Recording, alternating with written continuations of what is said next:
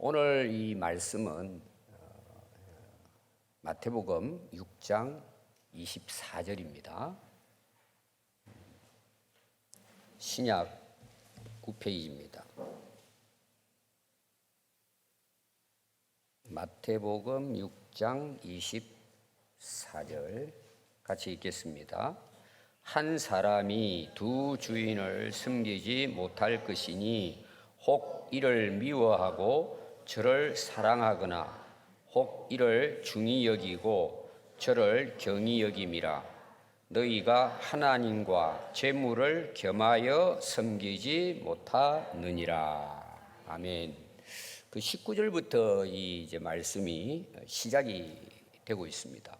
그 19절을 보면은 자기를 위하여 보물을 땅에 쌓아두지 말라는 거예요. 예수님께서. 거기 이제 중요한 것은 두 가지예요. 자기를 위하여, 또 하나는 땅에. 자기를 위한 거죠. 자기를 위하여 땅에다가 보물을 쌓아두면 결국은 도둑이 훔쳐가 버린다는 거예요. 썩고 없어진다는 내용입니다. 20절에 보면 너희를 위하여 같습니다. 이제 자기 자신을 위하여. 근데 20절에는 너희를 위하여예요.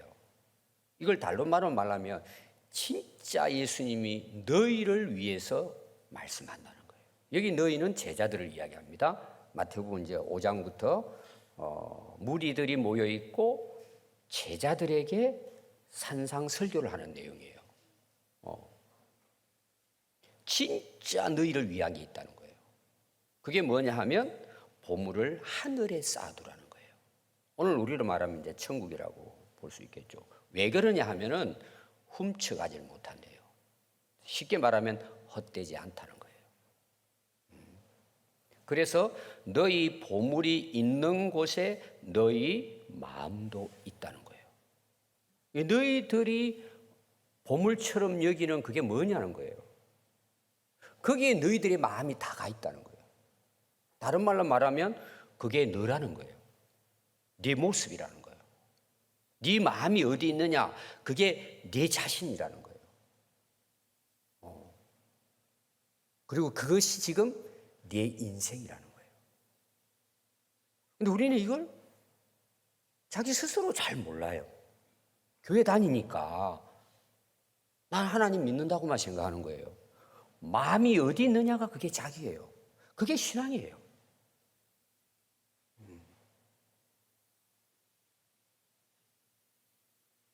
마태복음 이제 6장 오늘 그 앞에 또 22절에 보면 이렇게 나와요. 눈은 몸의 등불이래요. 눈, 우리가 보는 거잖아요. 이거는 가치관입니다. 자기는 뭘 보느냐, 어떤 관점에서 인생을 보느냐는 거예요. 그건 자기를 보는 것도 마찬가지예요. 이 우리의 눈은 자기 몸이에요. 몸은 삶을 가리키는 거예요. 내가 몸으로 살아가는 인생을 가리키는 거예요. 눈이 우리의 몸에 뭐냐? 등불이라는 거예요. 등불은 언제 필요하죠? 길을 갈 때 비춰주는 거잖아요. 네가 보는 그것이 네가 지금 살아가고 있는 삶이라는 거예요. 그것밖에는 못 사는 거예요. 우리는 보이는 걸 보고 가는 거니까. 그런데 내 눈이 성하면, 여기 성하다는 원뜻이 뭐냐? 순진하면, 또 단순하면, 이런 뜻이에요. 여러분, 어떤 사람이 순진하고 단순한 줄 아세요? 어떤 사람이 인생을 순진하고 정말 바르게, 순수하게, 단순하게 살아갈 수 있을까요? 여러분, 간단해요. 예수님 믿으면 돼요. 예수님이 전부잖아요. 그럼 답이 간단해요. 복잡하지가 않아요. 그래서 내 눈이 성하면, 정말 순수하고 단순하면 내 온몸이 밝을 거라는 거예요. 오늘 이제 쉽게 표현하면은 우리가 세상에 빛이잖아요. 또 찬송가도 나오죠. 해같이 밝게 살고 싶다. 그게 되는 거예요. 근데 내 눈이 성하지 못하면 병들었다는 거예요. 악하다는 뜻이에요. 이것이 병들었다는 것이. 그러면 내 온몸이 어둡다는 거예요. 인생이 어둡다는 거예요. 살기가 막막해요. 복잡해요. 어디 마음을 둘 수가 없어요. 혼란한 거예요.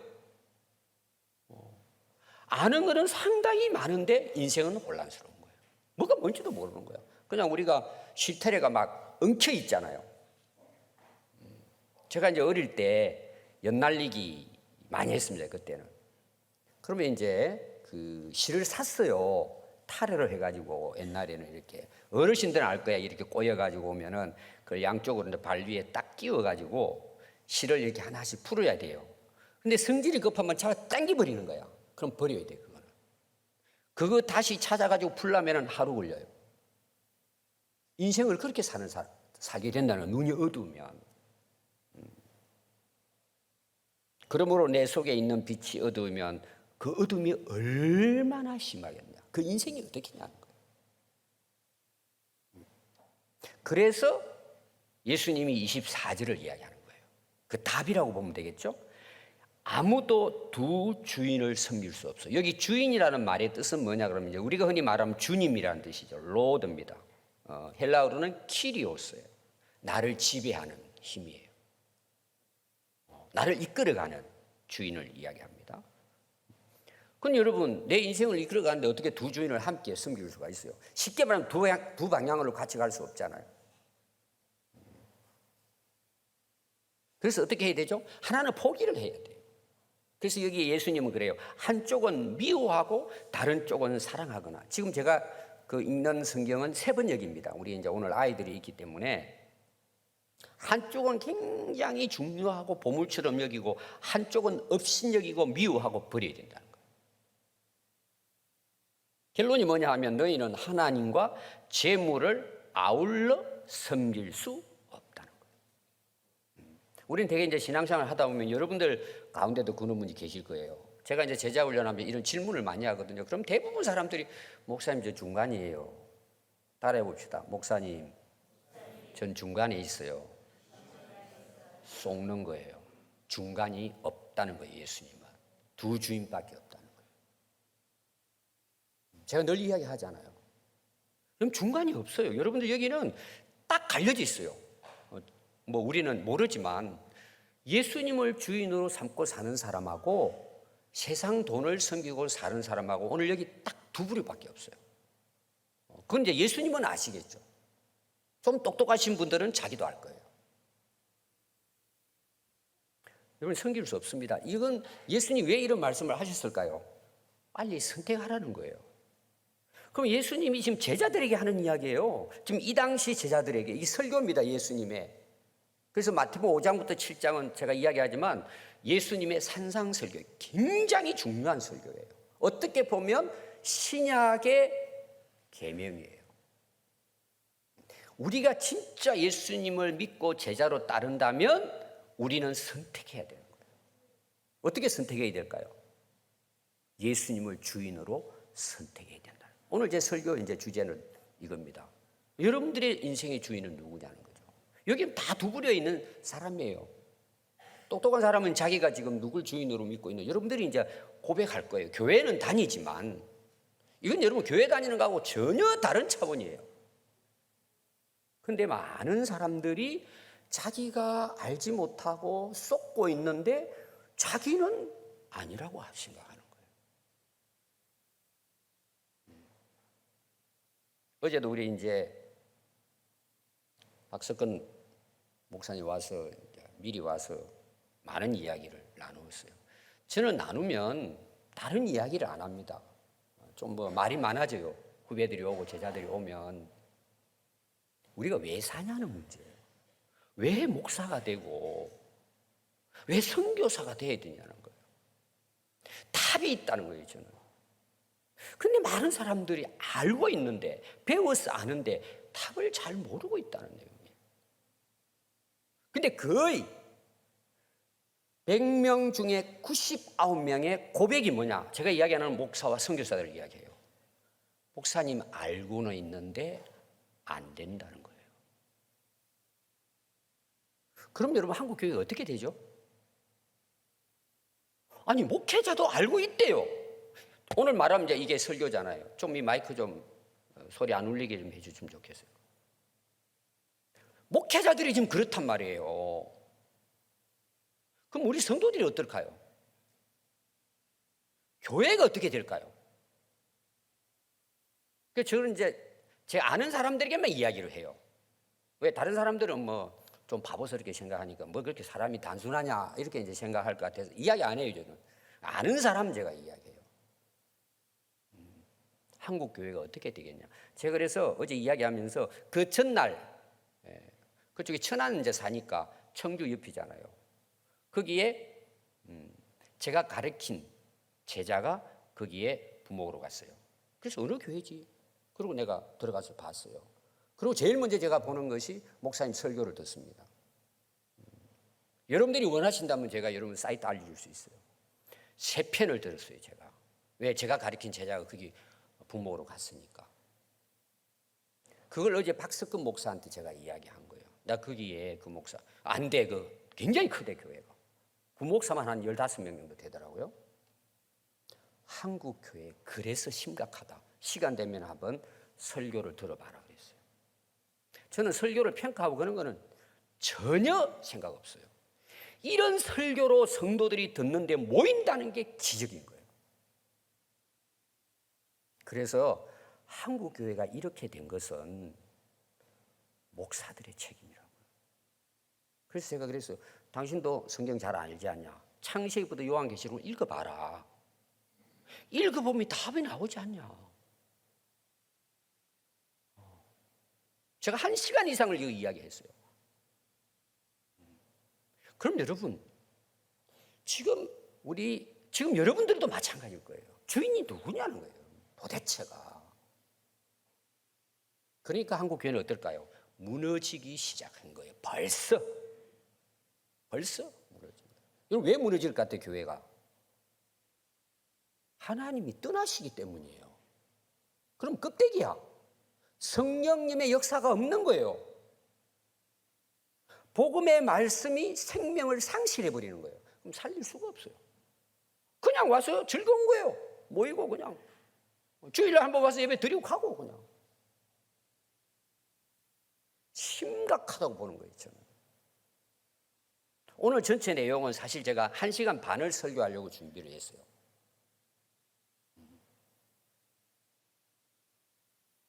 여러분들이 여러분 스스로를 점검해야 됩니다. 누가 주인인지. 여러분 심각합니다. 그런데 우리는 뭐죠? 이미 덮고 가버리는 거예요. 그래서 어떤 현상이 일어나느냐. 제가 늘 이야기하죠. 마취가 돼버린 거예요. 중독돼버린 거예요. 모르는 거예요. 그거는 우리 박석근 목사가 이야기해요. 목사님 되게 중독됐다는 거야. 못 느낀다는 거야. 저도 그걸 느끼거든요. 아무리 이야기를 해도 그걸 못 듣는 거예요.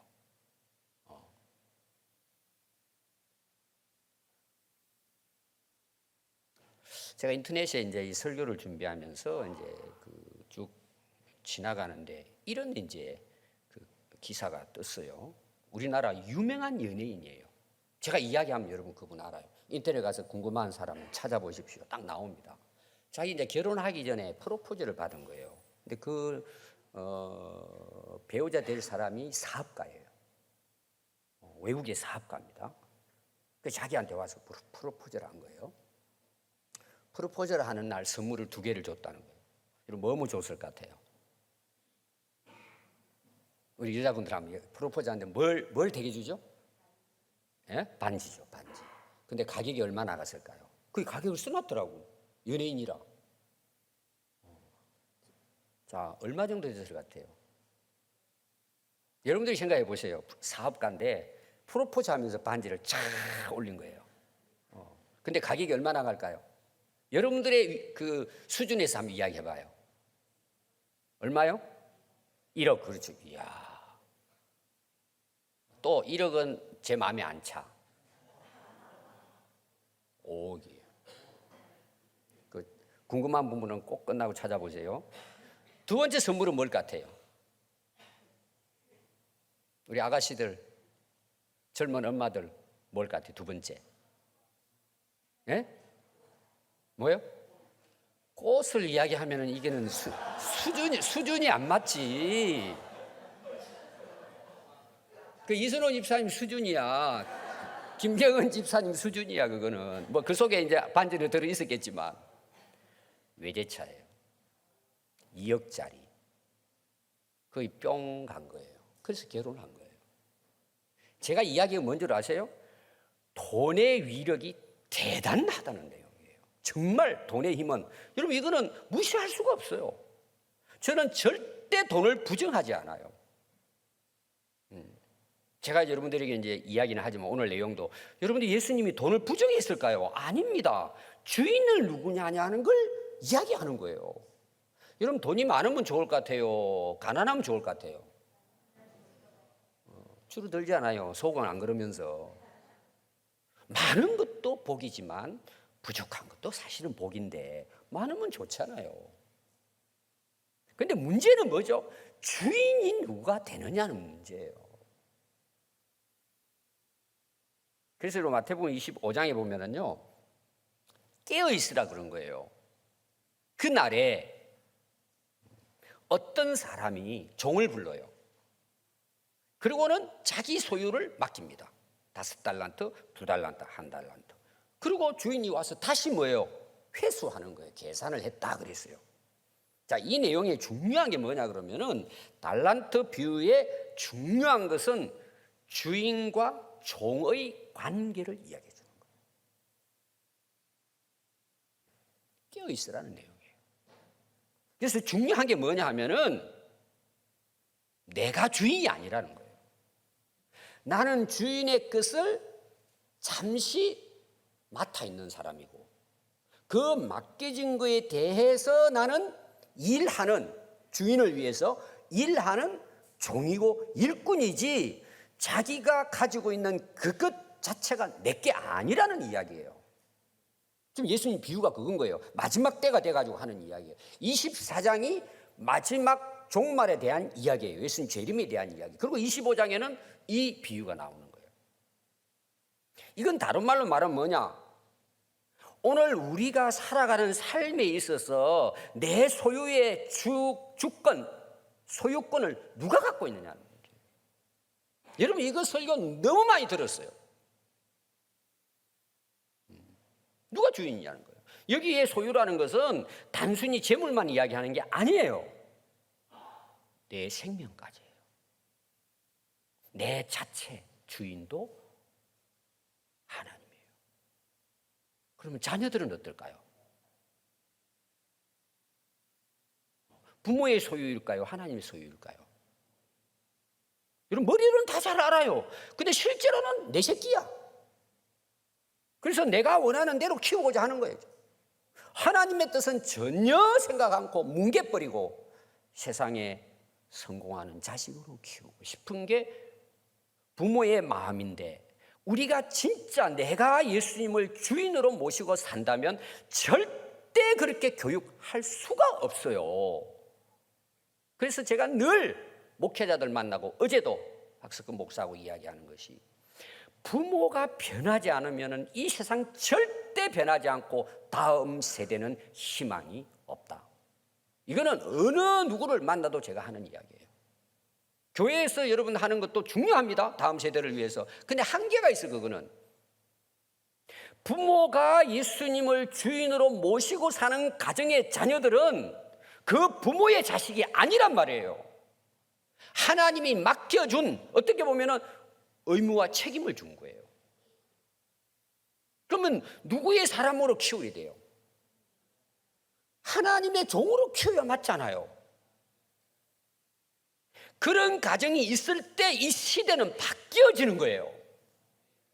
교회에 희망이 있고 앞으로 부흥이 되는 거예요. 근데 부모가 돈이 주인이에요. 물질이 주인이에요. 그럼 자식들을 그렇게 키우는 거예요.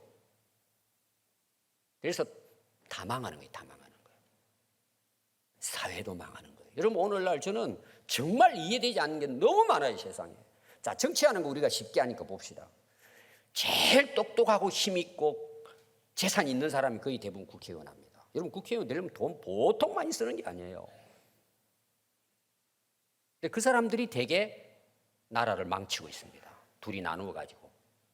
여러분 간단해요. 제가 이제 그 국회 가서 특강하라 그러면은 저는 자신 있게 특강할 수 있어요. 나라 살리는 길은 간단해요, 여러분. 진짜 나라를 사랑하면 돼요. 여러분 사랑하면 어떻게 될까요? 계산 안 돼요. 자기 있는 것까지 다 토해내면서 나라를 살리겠죠. 목숨까지. 여러분 그런 사람들이 나라 일을 한다고 생각해 보세요. 우리나라 세계 1위 됩니다.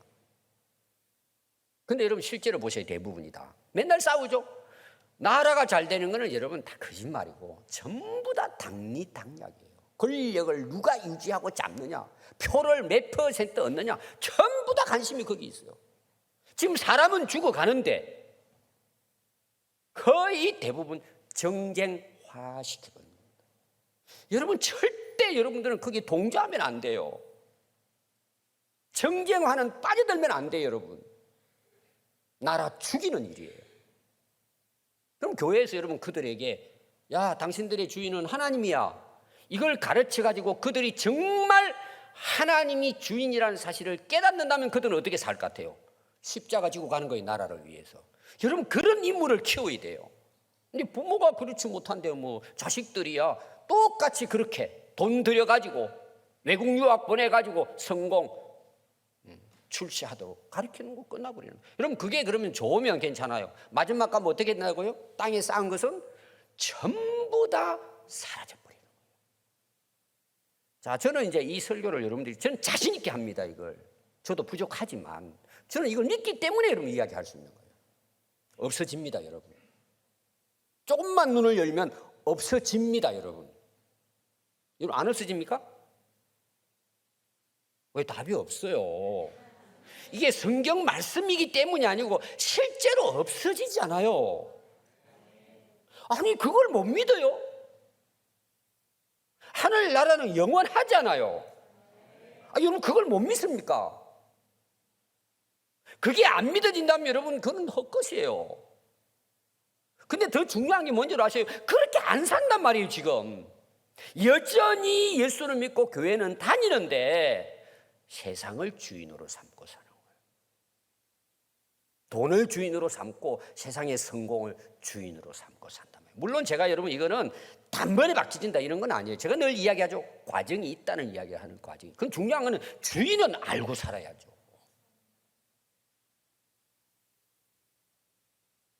여러분 그게 이야기가 뭔 줄 아세요? 결산한다는 거예요. 왜? 내 것이 아니니까 너 다 가져오라는 거예요. 준 것만큼 결산하는 거예요. 맡긴 만큼 책임 물으시는 거예요. 제가 아까 정치인들 이야기했는데 정치인만 문제는 아니죠. 근데 계속해서 뉴스 같은 게 나오니까 그럼 그 중직을 맡았잖아요. 그럼 그만큼 책임이 무거운 거예요. 그래서 아무나 하면 안 되는 거예요.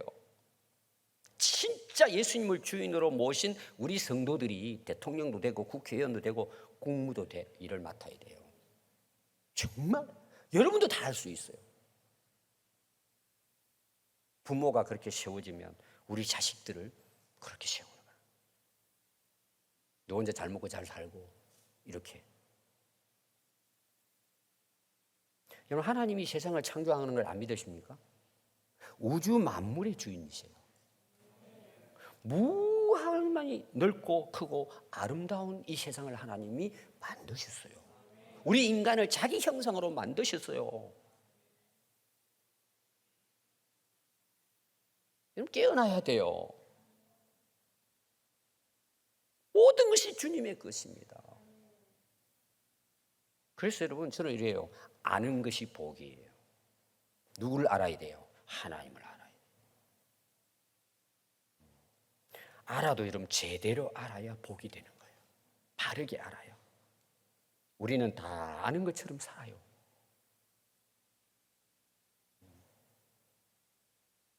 자기가 모르는데요. 아는 것처럼 사는 거예요. 여러분 이런 사람 진짜 불쌍한 사람이에요. 이런 사람이 정말 불행한 사람이에요. 여러분 왜 그런 줄 아세요? 결론은 불구덩이 들어가요. 영원한 지옥불에 들어가요. 하나님 모르고 예수님 모르면.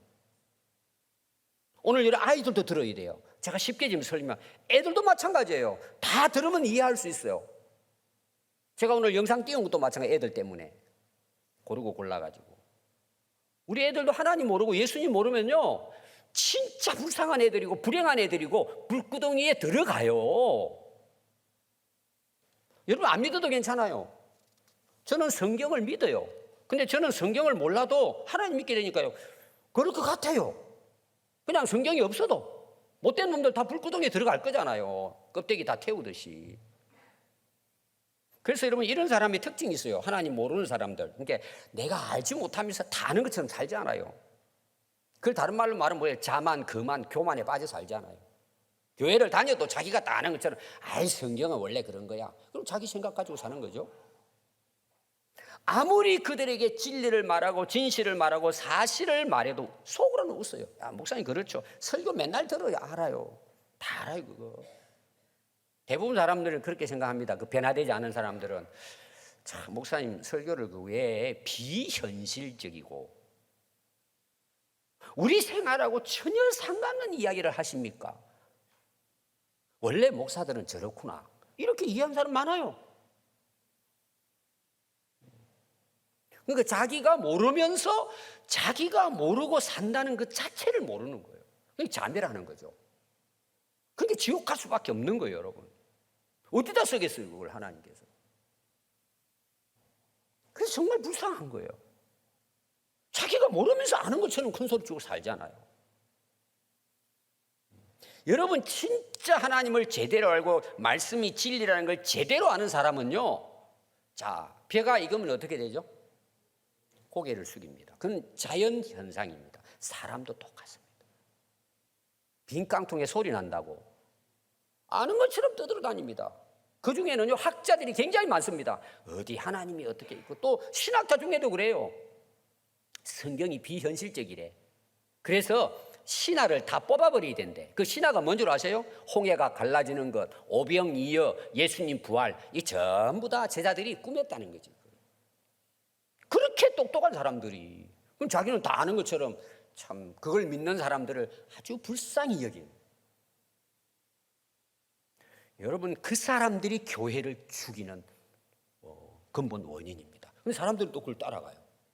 제가 이제 결론의 부분에 대해서 오늘은 제가 몇 가지 설명하겠지만 시간 되는 대로 여러분 교회 안에서도 마찬가지입니다. 진짜 하나님을 알고 예수님을 알면은 성경을 진리로 믿으면요 얼마나 우리가 부족합니까?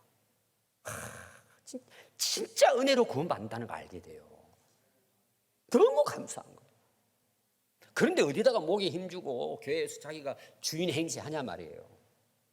우리는 주인 의식으로 교회를 섬겨야 돼요. 주님의 마음으로 섬기야 된단 말이에요. 그렇다고 교회에 뭐 아무것도 하지 말고 이게 아니에요. 주님의 마음과 뜻으로 우리는 교회를 섬기는 거예요. 하나님의 몸이잖아요. 성도들을 섬기고. 근데 교회에서 목 힘주고 다니는 사람들 있죠. 다 여러분 하나님 모르는 사람. 주인이 누군지 모르고 자기가 주인이에요. 교회 안에서 주인 행세하는 사람들이 있어요. 여러분 그것은 하나님을 모르기 때문이에요. 하나님은 우주 만물을 창조하신 분이에요. 여러분 그걸 실제 여러분 체험을 해야 돼요. 말씀을. 저는 그걸 체험한단 말이에요.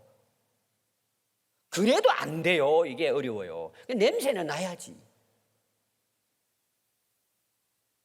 여러분 그 하나님을 우리가 아는데 내가 주인입니다. 내가 왕입니다. 그리고 큰 소리 칠 수 있어요, 여러분? 자식들을 내 마음대로 키울 수 있어요? 하나님 살아 계시는데 예배를 그런 식으로 드려요? 여러분 오늘 제가 이야기하는 것은요 세상에 흘러가는 여러 가지 성경에 대한 해석들이 지금 난장판이에요, 신학적으로. 그리고 신자들은 그걸 따라가요. 이단 지금 우주 시점이 일어나요. 그럼 왜 넘어진 줄 아세요? 내가 주인이에요. 내가 선택하는 거예요. 그래서 다 안다는 사람은 실제로 모르는 거거든요. 이 사람의 특징이 있어요. 첫 번째가 뭐냐 하면 자기가 누구인지 몰라요. 자기가. 여러분 아세요? 여러분 답을 하라 그러면 여러 가지 답할 수 있어요. 저는 딱 한 가지예요. 하나님은 창조자시고 나는 피조물이에요. 이게 정답이에요. 인간의 정답이에요. 나는 하나님으로부터 만들어진 존재예요. 그럼 왜 만들었을까요? 목적과 이유가 있을 거죠. 그게 성경에 다 나와요. 하나님을 찬송하고, 얼마 전에 설교했잖아요. 영광 돌리는 거예요. 내가 피조물이니까 그분의 만드신 목적을 따라 살아가는 것이 행복이에요.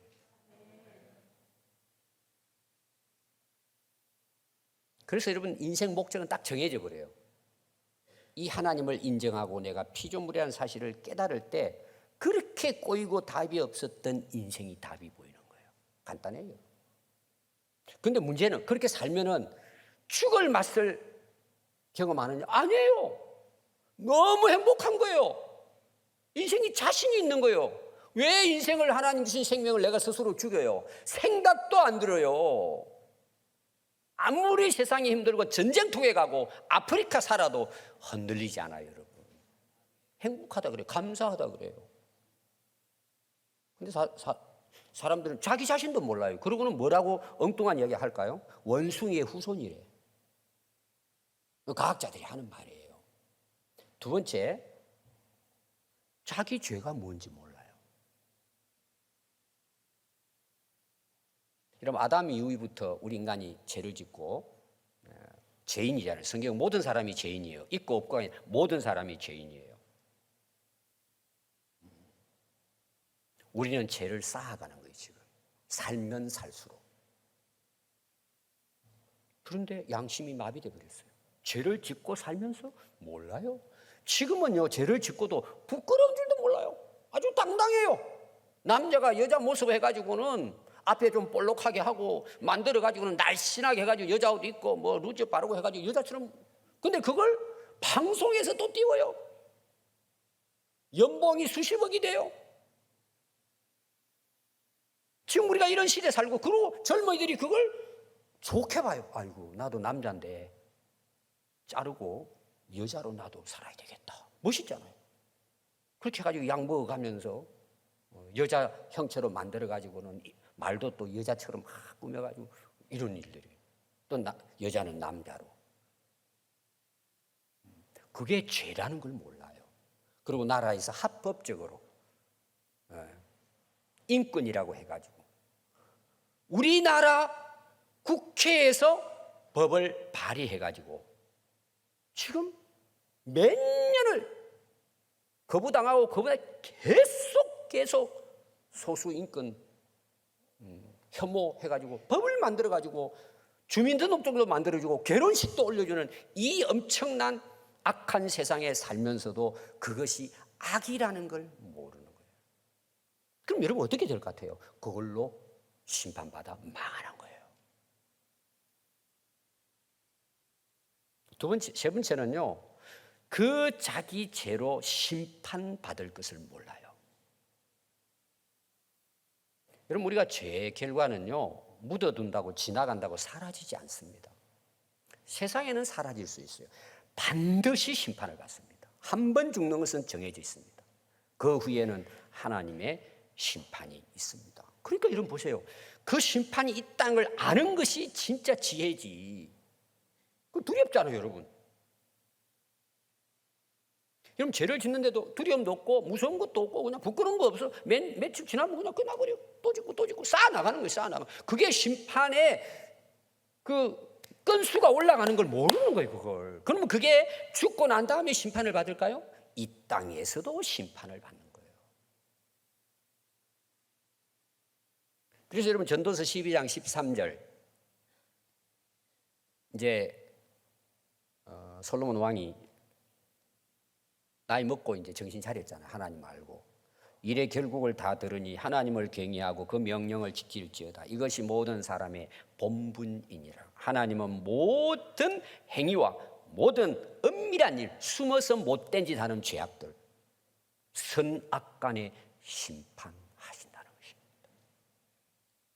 로마서 2장 2절에 보면 이런 일을 행하는 자에게는 하나님의 심판이 진리대로 되는 줄 우리가 아노라. 이걸 알아야죠.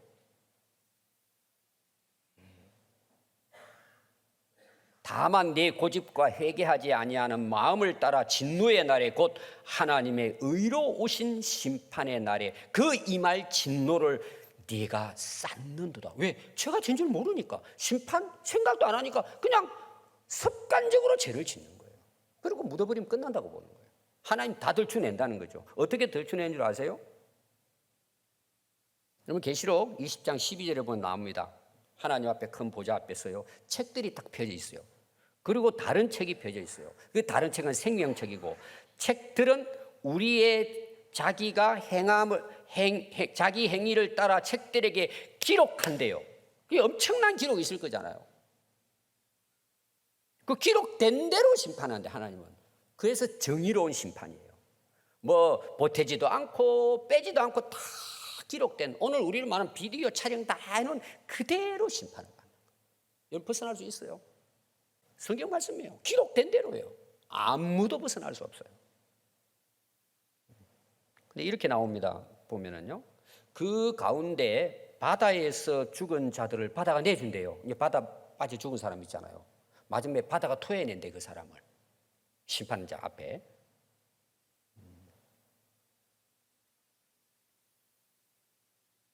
사망과 엄부 가운데 있는 자, 죽은 자들도 하나님이 죽은 자들을 다 내놓는데 하나님 앞에.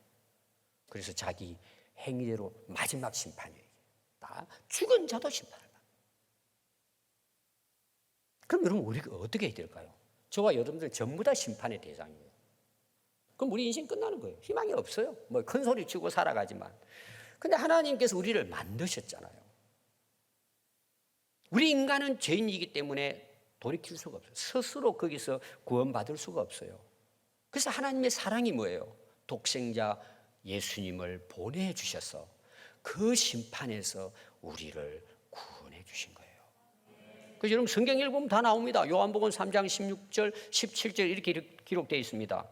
우리 한번 16절은 다 암송하니까 한번 암송해 볼까요? 시작.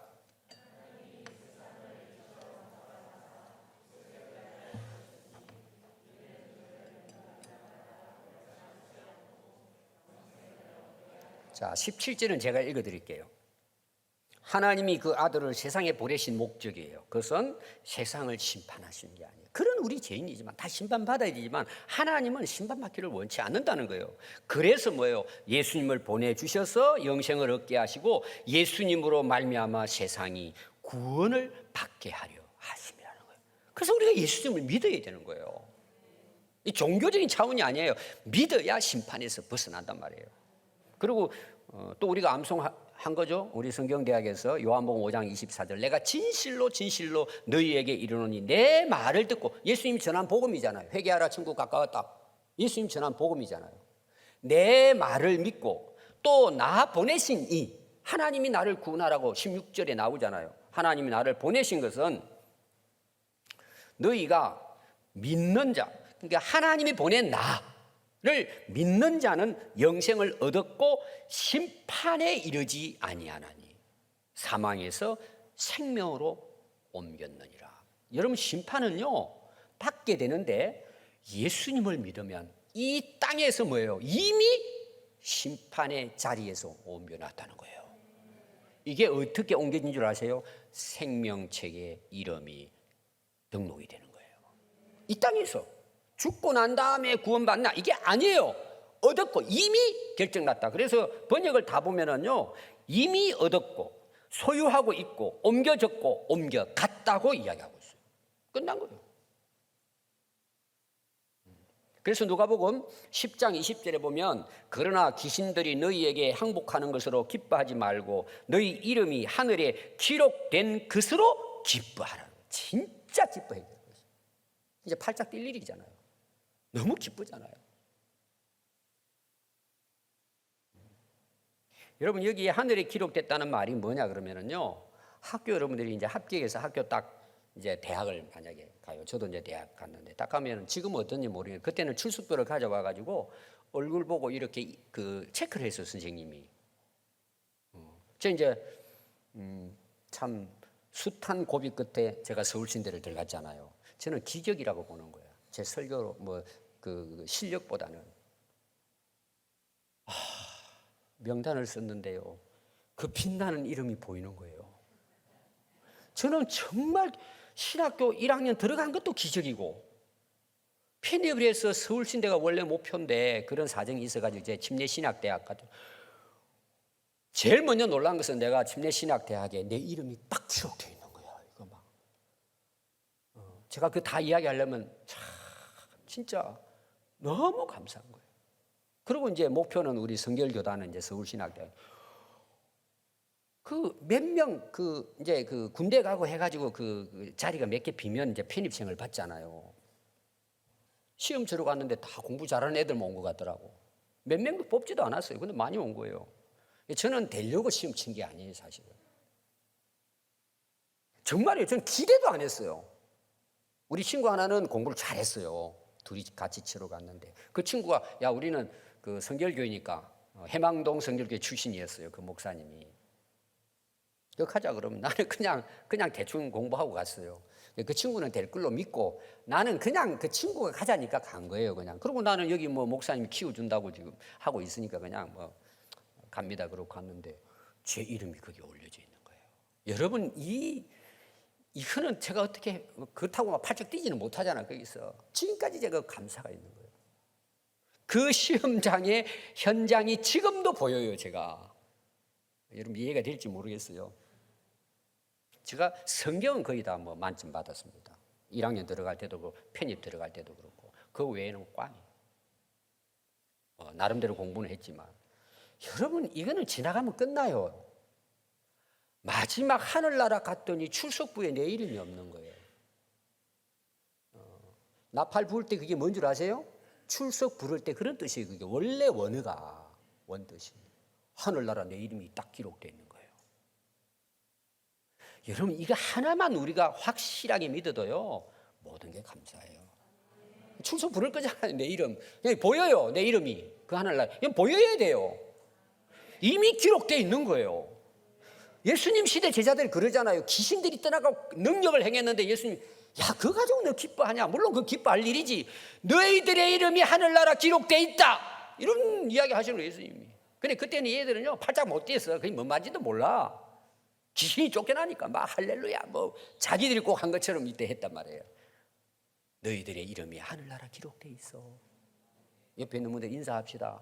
하늘나라 집사님 이름 불러줘도 돼. 강성필 이름 기록되어 있습니다. 축하합니다. 여러분 그거면 안 돼요? 여러분 이거면 안 됩니까? 이게 그냥 대충 넘어갈 일입니까? 여러분 그래서 복음이 능력이에요. 여러분 힘들고 어렵고 사는 거 저도 어느 정도 알아요. 근데 여러분 그거 제가 이야기하는 우리는 고난받는다고 말하면 안 돼요. 북한을 보세요. 아프리카 보세요. 여러분 제가 선교제 가는 이유가 있어요. 여러분